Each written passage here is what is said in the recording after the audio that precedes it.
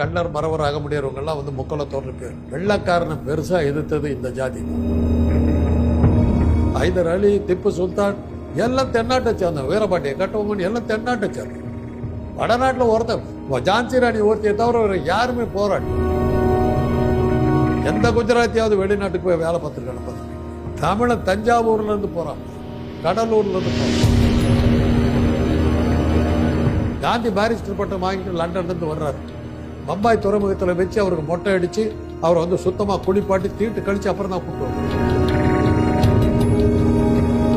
காவிரி கரையில அறிவாளில் வந்து எப்படி வீசி எப்படி கொல்லப்பட்டதுன்னு சொல்லி கொடுப்பாங்க. சின்ன வயசுல பள்ளிக்கூடத்தில் படிக்கும் போது நடிகர் சிவாஜி என்னை கூப்பிட்டு கேட்பாரு. அப்போ முக்குளத்தை சேர்ந்தவர், ஏண்டா அந்த களப்பிரர்னா யாரா? இன்னைக்கு வந்து கங்கை கொண்ட சோழபுரத்தை வந்து திறந்துட்டு போறாரு.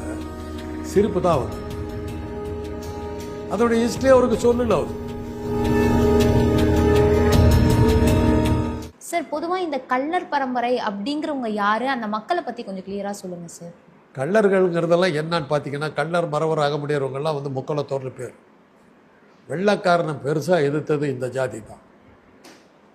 பூலித்தேவன், மருதுபாண்டியர், வேலு நாச்சியார் இவங்க எல்லாருமே அகமுடியர்கள். அவங்களுக்கு உதவியாக இருந்தவங்கெல்லாம் வந்து கள்ளர். இன்னும் சொல்லப்போனால் மருதுபாண்டியர்களுக்கும் வேலு நாச்சியாருக்கும் மிகப்பெரிய பெரிய தளபதியாக இருந்த குயிலிங்கிற பெண் பட்டியல் நிறுத்த சேர்ந்தவர். முதல் மனித வெடிகுண்டு. இப்படி வெள்ளையர்களை எதிர்த்த ஜாதிங்கிறதுனால முக்குளத்தோரை வந்து குற்ற பரம்பரையினர்னு பேர் வச்சான். வெள்ளைக்காரன் குற்ற பரம்பரையினர்னா என்னாக்கா, அந்த ஜாதியில் யார் பிறந்தாலும் போலீஸ் ஸ்டேஷனில் போய் எழுதணும், நாங்களாம் குற்றவாளிகள், கேடி லிஸ்ட்டு. அதை ஒரு பெரிய போராட்டத்துக்கு பிறகு, இந்தியா சுதந்திரம் அடைஞ்ச பிறகு தான் அந்த போராட்டத்துக்கு பிறகு அந்த பேர் எடுத்துச்சு. கள்ளர் மறவர் ஆக முடியாது 3 பேர்த்தையும் குற்றப்பரம்பரைன்னு வெள்ளைக்காரன் சொல்லி. அந்த மாதிரி போராட்டம் வெள்ளையர்களை எதிர்த்து போராட்டமே இவங்க தான் பண்ணாங்க, வேறு யாரும் பண்ணலை. வடநாட்டிலலாம் வெள்ளைக்காரனை எதுக்கவே இல்லை, போராட்டமே கிடையாது. 56 ராஜபுத்திர ராஜாக்கள் இருந்தானுங்க, குறுநில மன்னர்கள். இங்கிலாந்து ராஜா வந்து நாட்டை பிடிச்சிட்டான உடனே 56 பேரும் போய் லண்டனுக்கு போய் உனக்கு கப்பம் கட்டுக்கிறோம், உனக்கு உன் சேவையே என்னுடைய சேவைன்னு சொல்லி அடிமை ஓலை எழுதி கொடுத்துட்டு வந்தாங்க. அதனால தான் ராஜாவாக இருந்த இங்கிலாந்து ராஜா சக்கரவர்த்தியாக மாறுறார். 56 குறுநிலங்களை ஆண்ட அத்தனை ராஜபுத்திர வம்சமும் போய் அடிமை ஓலை எழுதி கொடுத்துட்டு வந்தாங்க வெள்ளைக்காரன். அவனா போகிறவரையும் இவனுங்க தோர்த்து எதிர்ப்பு பூரா தென்னாட்டை தான். கிட்டூர் சின்னம்மா, அல்லூர் சீதாராமராஜு, வேலு நாச்சியார், மருது பாண்டியர், பூலித்தேவன், ஹைதர் அலி, திப்பு சுல்தான் எல்லாம் தென்னாட்டை சேர்ந்தோம். வீரபாண்டிய கட்டபொம்மன் எல்லாம் தென்னாட்டை சேர்ந்தோம். வடநாட்டில் ஒருத்தர் ஜான்சி ராணி ஒருத்தையை தவிர வேறு யாருமே போராடி. அவளை என்னவா கஜினி முகமது 13 தடவை வந்தோம், தடுக்கிறதுக்கு யாருமே இல்லை. குஜராத் தான் நம்முடைய பிரதம மந்திரியுடைய மாநிலம், வீரத்துக்கு பெயர் பெற்ற மாநிலம். அங்கேருந்து அடுத்தது கடல்மா, அரபிக்கடல் தாண்டினாக்கா நீங்கள் ஐரோப்பாலாம் போயிடலாம். எந்த குஜராத்தியாவது வெளிநாட்டுக்கு போய் வேலை பார்த்துருக்கீங்களா? தமிழன் தஞ்சாவூர்லேருந்து போகிறாம்மா, கடலூர்லேருந்து போகிறான், மொரிஷியஸுக்கு போகிறான், மடகாஸ்கருக்கு போகிறான், ரீயூனியன் போகிறான், சேஷல்ஸ் போகிறான். இங்கே எல்லாம் தமிழன் போய் செட்டில் ஆகிட்டான். தமிழன் பண்ண ஒரு பெரிய தவறு என்ன தெரியுமா? சவுத் ஆப்பிரிக்காவில் ஒரு கேஸ், தமிழர்கள் அங்கே பெரிய செல்வந்தர்களாகவும் இதாகவும் பெரிய அளவில் இருக்காங்க, இன்றைக்கி அவங்க இருக்காங்க. அந்த கேஸுக்காக ஒரு வக்கீல் வேணும்னும் போது காந்தி வந்து வக்கீலாக அரேஞ்ச் பண்ணாங்க. இவர் தான் முதல் முறையாக தென்னாப்பிரிக்காவுக்கு போய் இறங்குறார். அங்கே போய் பார்க்குறாரு, செல்வ செழிப்பில் இருக்குது, தமிழன் பிச்சு உதறிட்டு இருக்கான். குஜராத்திக்காரங்களுக்கு அனௌன்ஸ் சொல்கிறார், ஜம்முன்னு ஒரு இடம் இருக்குது, ஏன்டா எல்லாம் அங்கே கிடைக்கிறீங்க, வாங்கடான்ட்டார். ஒரு கப்பல் ஏறி வந்துட்டானுங்க, உள்ளே விட மாட்டேங்கிறாங்க. ஏன்னா அங்கே வந்து அடையாள சீட்டு உண்டு, பிரஜா உரிமைக்கு ஒரு அடையாள சீட்டு, ஆதார் கார்டு மாதிரி. அந்த ஆதார் கார்டு இல்லாதவங்க அங்கே இறங்க முடியாது. இவர் எப்பேற்பட்ட ஆள் பாருங்க. வெள்ளையனா அங்கே வந்து கருப்பர்களுக்கும் இந்தியர்களுக்கு மாத்திரமே தான் அந்த ஆதார் கார்டு தேவை, வெள்ளை இனத்தவர்களுக்கு கிடையாது. இதை ஒரு சாக்கா வச்சு வெள்ளைக்காரனோட நம்ம தாழ்ந்தவர்களா அந்த அடையாள அட்டையெல்லாம் போட்டு எரிப்போம்டா அப்படின்னு சொல்லி ஒரு போராட்டத்தை உருவாக்குனார். நம்ம தான் முட்டாளுகள் நம்பர் ஒன்னாச்சு. எவன் வந்தாலும் தலைவன் ஏற்றுக்கிறவனாச்சு. தமிழை மாதிரி மற்ற நாட்டுக்காரனை தலைவனை ஏற்றுக்கிட்டோம் எவனும் இருக்க மாட்டான். எவன் வேணாலும் வந்து ஆண்டுட்டு போகிறான் ஊர் இது. இவர் பேச்சை கேட்டுக்கிட்டு ஆதார் அந்த அட்டையெல்லாம் தூக்கி நெருப்பில் போட்டு கொளுத்திக்கிட்டான். அடையாள அட்டை இல்லை. அந்த கப்பல் அது ஒன்று கப்பல்லையே தங்கிக்கிட்டு இருந்த குஜராத்துக்கு அப்படியே கப்பல் விட்டு இறங்கினா உள்ளே வந்துட்டான். அப்படி தான் குஜராத்திகள் இருந்தாங்க. இன்றைக்கி அந்த காந்தியை பற்றி அந்த கதையை சொல்லுவாங்க. காந்தியை கூட்டு வந்து விட்டதுனால தான் இங்கே குஜராத்திகள் வந்தாங்க. இதெல்லாம் அவனுங்களுடைய இது. பக்கத்தில் இருக்கிற கடலை அவனுங்க கடக்கலம்மா. ஏன்னா சனாதன தர்மத்து பிரகாரம் கடல் கடந்தாக்கா நீங்கள் வந்து ஜாதியில் இருக்க ஜாதி கட்டவன் வில்லேஜ். காந்தி பாரிஸ்டர் பட்டம் வாங்கிட்டு லண்டன்லேருந்து வர்றாரு. பம்பாய் துறைமுகத்தில் வச்சு அவருக்கு மொட்டை அடித்து அவரை வந்து சுத்தமாக குளிப்பாட்டி தீட்டு கழித்து அப்புறம் தான் கூப்பிட்டு வர்றாரு. இதெல்லாம் அந்த ஊர்களில் இருக்கிறது.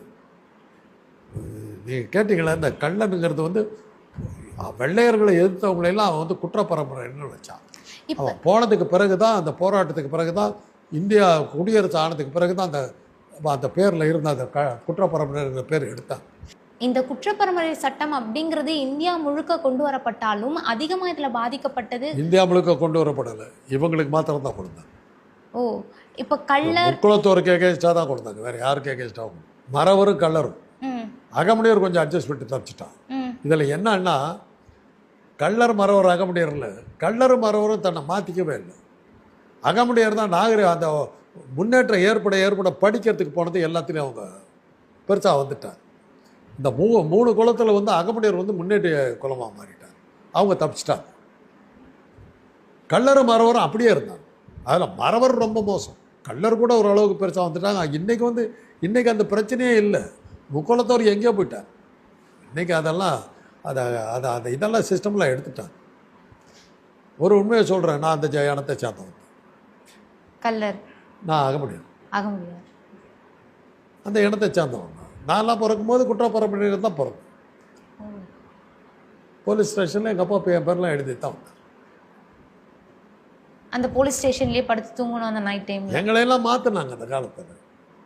எங்கள் அப்பா சொல்லுவார், எங்களுக்கு கொலகார கூட்டம்னு பேர்.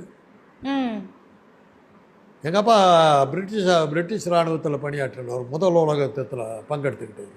அவருக்கு அவார்டெல்லாம் அவர் இறந்த பிறகு அவருக்கு சேலத்தை சேர்ந்த முதல் உலக யுத்தத்தில் பணிபுரிந்த சேலத்து இராணுவ வீரர்கள்னு சொல்லி சேலம் கலெக்டர் ஒரு விருது கொடுத்தார். அந்த விருதுக்கு என்ன தான் கூப்பிட்டார் எங்கள் அப்பாவுக்காக வாங்கிக்க சொல்லி. அப்புறம் எங்கள் அண்ணன் பேரன் இருந்தான், அவனை போய் வாங்கிக்க சொல்லிட்டேன். அதெல்லாம் எங்களுக்கு கொடுக்கப்பட்ட அங்கீகாரம். எங்கள் அப்பா வந்து எல்லாம் கொலை பண்ணுறதுக்கு பல புது ஆயுதங்கள்லாம் வந்துருச்சு. இன்னும் பழைய ஆயுதத்தையே வச்சுக்கிட்டு தான் என்னான்னு சொல்லிட்டு காவிரி கரை பரமத்தி வேலூர், அதுதான் எங்களுடைய பூர்வீகம். பரமத்தி காவிரி ஓடுது. காவிரி கரையில் அறிவாளில் வந்து எப்படி வீசி எப்படி கொலை பண்ணுறதுன்னு சொல்லி கொடுப்பாங்க. சின்ன வயசில் பள்ளிக்கூடத்தில் படிக்கும்போது எங்களுக்கெல்லாம் இது லீவுக்கு அங்கே போனேன்னா அது காவிரியில் காலையில் 6 மணிக்கெல்லாம் எந்திரிச்சுப்போம். சிலம்பம் கற்றுக்குவோம். சிலம்பம் கற்றுக்கிட்டதுக்கப்புறம் அறிவாளை எடுத்து எப்படி வெட்டுறதுதான் சொல்லி கொடுப்பாங்க. எந்த இடத்துல அடித்தா உடனே சாவும், எப்படி வீசணும், எப்படி அறிவாளை தீட்டணும், எப்படி அறிவாளை செய்யணும், இதெல்லாம் எங்களுக்கு சொல்லி கொடுப்பாங்க. அப்புறம் தான் எங்கள் அப்பா என்ன சொன்னார், இன்னும் அந்த காலத்திலே இருக்கிறீங்க, துப்பாக்கி வந்துருச்சுன்னா அறிவாளை எடுத்து சுற்றிக்கிட்டு தான் அவன் துப்பாக்கியில் சுட்டுட்டு போயிடுவான், துப்பாக்கி சூட கற்றுங்கடான்னு சொல்லி அதை அப்படியே மாற்றினார். எங்களுக்கெல்லாம் வேட்டையாட கற்றுக் கொடுத்தார். பரமத்தி நாங்கள் வாழ்ந்த பூமிக்கு பக்கத்தில் பெரிய காடு, ஏற்காடு மலையெல்லாம் போகிறதா இருந்தாக்கா அப்போல்லாம் சிறுத்தைகள் பயமுறுத்தல் ரொம்ப அதிகம். ஏற்காடு போகிறதுனா சிறுத்தை அடிச்சிருச்சுன்னு சொல்லிட்டே இருப்பாங்க. அது மாதிரி சேலம் பூரா காடு, சிறுத்தை வேட்டையாடுறதுக்கு போகும். ஒகேனக்கல் காவிரி போனோம்னா இன்றைக்கி மாதிரி காவிரி அன்னைக்கு கிடையாது. கரப்பாம்பூச்சி படுத்த மாதிரி முதலைங்க அப்படியே அடையாக படுத்து கிடக்கும், 100 கணக்கில் படுத்து கிடக்கும். கரையில் அப்படியே போனோம்னா எல்லாம் கருப்பாக தெரியுது பார்த்திங்கன்னா முதலை 100 கணக்கில் படுத்து கிடக்கும். பரிச்சலில் போக முடியாது, சர்ன்னு வரும். அவங்க நல்லா லாபகமாக அந்த இதில் ஒரு ஈட்டி மாதிரி வச்சுருப்பாங்க, அதை வச்சு குத்தி துரத்திடுவாங்க அந்த பரிச்சல் ரோட்டில். எங்கள் அப்பா எங்களுக்கு முதலையை சொல்கிறதுக்கு கற்றுக் கொடுத்தார். முதல்ல அது மேல் தோல் வந்து குண்டு தொலைக்காது, முதுகு பக்கம் இருக்கிற தோல், ஆனால் வலிக்கும். அதுக்கு 2 புல்லட் போட்டுக்கணும் பாரு. அப்போல்லாம் மிஷின் கன் இல்லை, 2 புல்லட் போட்டுக்கிட்டு குறிப்பாத்து சுடணும். முதுகில் அடித்தோடனே அது வலி தாங்காமல் ஒரு எகிரும், ஒரு 10 அடி உயரத்துக்கு எகிரும். உள்பக்கம் அடிப்பக்கம் உள்பக்கம் மார்பு தெரியும். அடுத்த வருஷம் புல்லட் மார்பிள் அடித்தோடனே செத்துரும். அந்த மார்பு தோல் இருக்கு இல்லையா, நான் சொல்கிறது 50களில். அந்த மார்பு தோல் ஒரு ஸ்கொயர் இன்ச், ஒரு சதுர அங்குலம் 40 ரூபாய். 1950. பெட்ரோல் 15 காசு, பவுனு 10 ரூபாய். அப்போ 40 ரூபாய் செஸ்ட் பிளேட். அதை மாத்திரம் எடுத்து அந்த தோலில் செஞ்ச கைப்பைகள், ஹேண்ட்பேக் பலாயிரக்கணக்கான ரூபாய்க்கு வேலை எக்ஸ்போர்ட். அதனால தான் அந்த முதல்ல அப்படி அடித்து கொண்டு தான் இன்றைக்கி ஒகேனக்கல் காவேரியில் முதலே இல்லாமல் போச்சு. கரப்பாம்பூச்சி படுத்துக்கிற மாதிரி இதெல்லாம் எங்களுக்கு சொல்லிக் கொடுப்பார், எப்படி ஷூட் பண்ணணும். புலி வேட்டைக்கு போகும்போது புலி வந்து கீழே தேர்ந்துன்னு நம்மளை அடிச்சிடும்.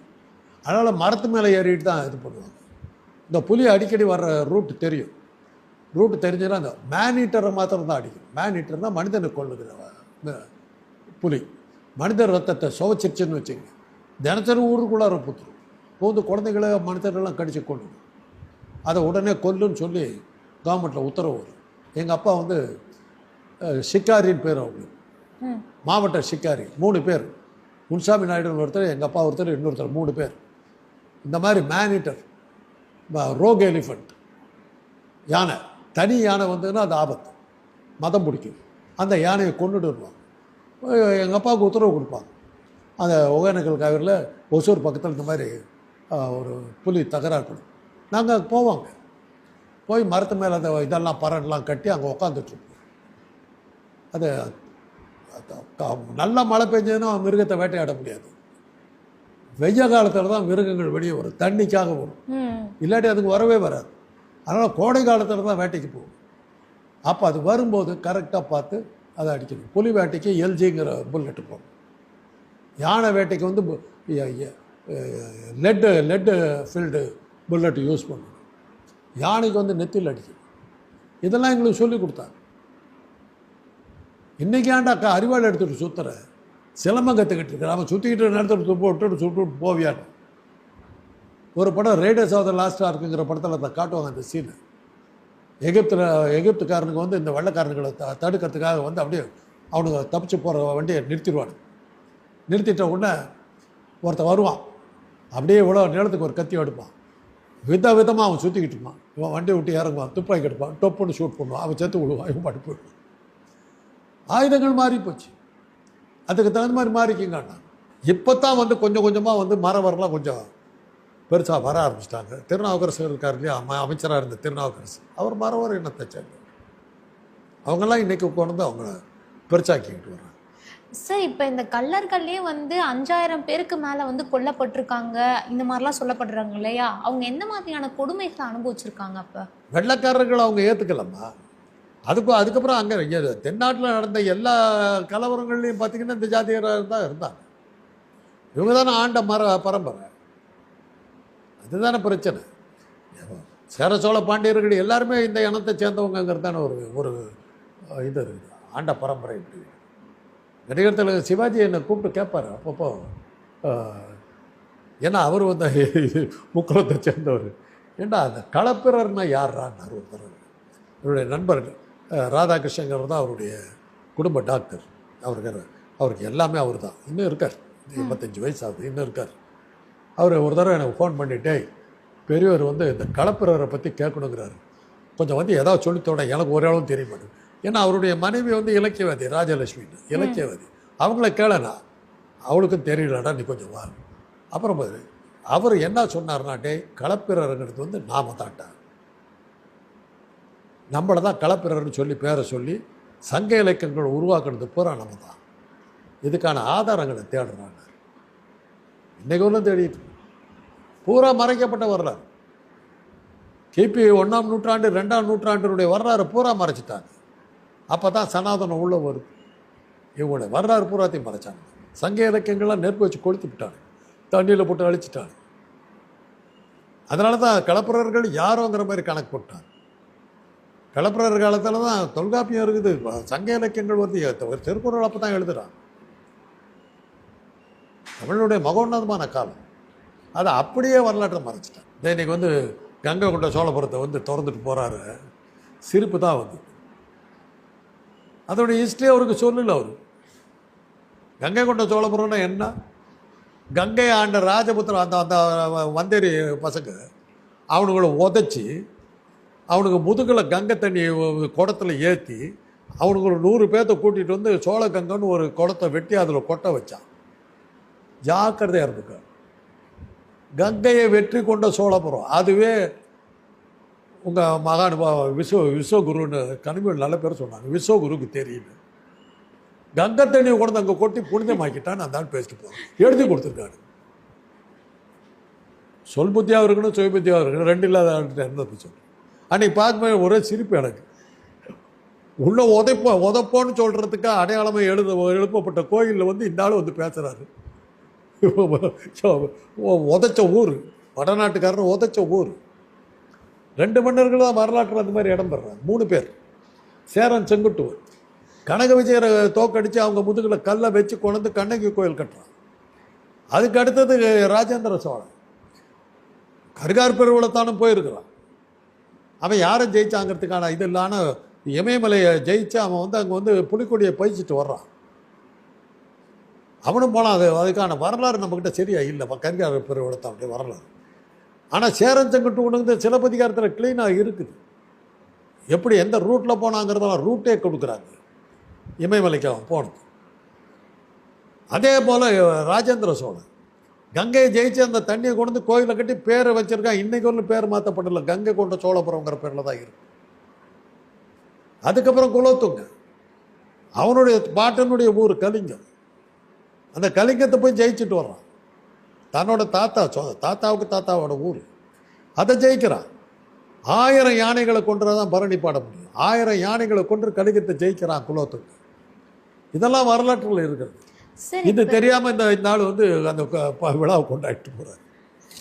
சரி, எனக்கு ஒரு டவுட்டு. காங்கிரஸ் வந்து இந்த கைரேகை சட்டம், அதாச்சும் இந்த கள்ளர்களுக்கு வந்து எதிராக நின்னாங்களா?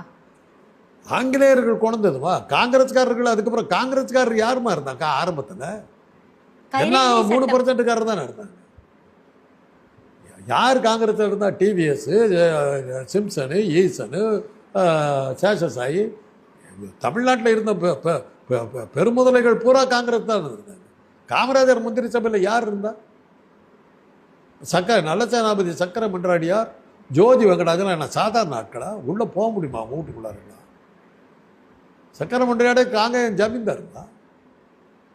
வலிவலம் தேசிகர், பூண்டி வாண்டையார், கபிஸ்தலம் மூப்பனார், இவங்க தானே காமராஜருடைய ஆட்கள். அவங்க தானே காங்கிரஸ் ஆட்சி. அங்கெல்லாம் நம்ம கிட்ட நெருங்க முடியுமா? அப்படிப்பட்ட இது. அதனால தான் அவங்க வந்து அவங்க மற்றவங்களையெல்லாம் கீழே அடக்கி வச்சுருந்தாங்க. கள்ளர் மரபெல்லாம் அடக்கி வச்சுருந்தாங்க. இவ்வளோ நேரம் ஒதுக்கி இத்தனை விஷயங்களை ஷேர் பண்ணதுக்கு ரொம்ப நன்றி சார்.